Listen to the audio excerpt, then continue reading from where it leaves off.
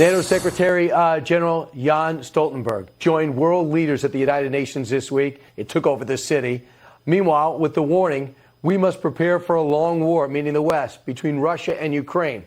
I was able to catch up with him as he revealed why it's so important for America to stay in the fight.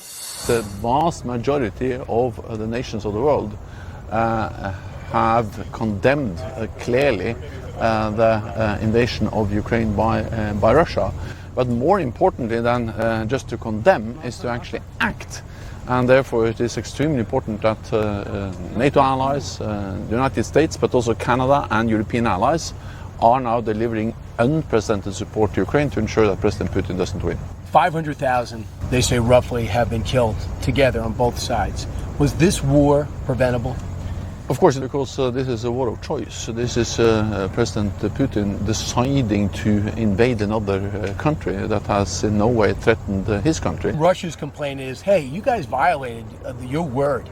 The Warsaw Pact countries became NATO countries. You guys are right on our border. We feel threatened. What do you say to that? First of all, that the Warsaw Pact countries and those countries in Europe bordering Russia, they have the right to choose their own path. It's a fundamental principle that also Russia has subscribed to, is that every independent nation has the right to choose. It's not NATO that has forced Poland or Lithuania into NATO. It's Poland and Lithuania that through democratic open processes have decided that they want to join. Do you see a link between China and Russia and how this affects our relations and our ability to fend off China? China is watching the war in Ukraine very closely, and the more successful President Putin is, the more inclined China will be to use force to achieve their goals. Not only the United States, Canada, European allies are also really providing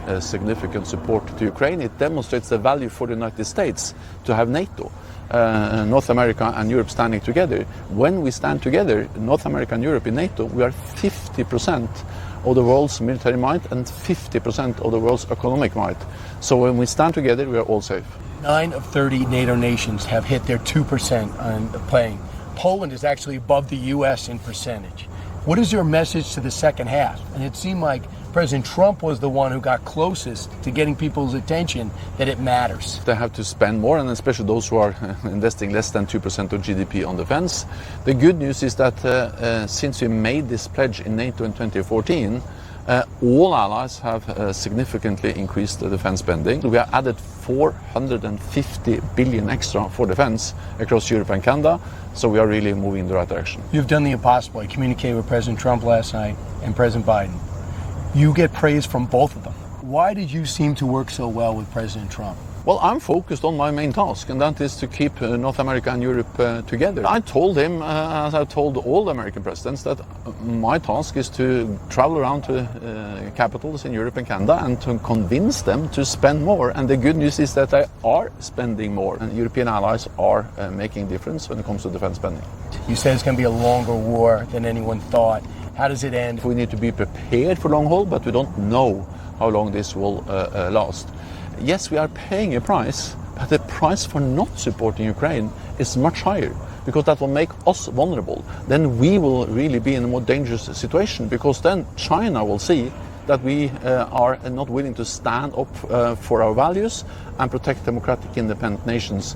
That will be a much higher price to pay in the long run for the United States and for all the NATO allies. Mr. Secretary, thank you so much. Congratulations on getting another year. Yeah, thank you so much.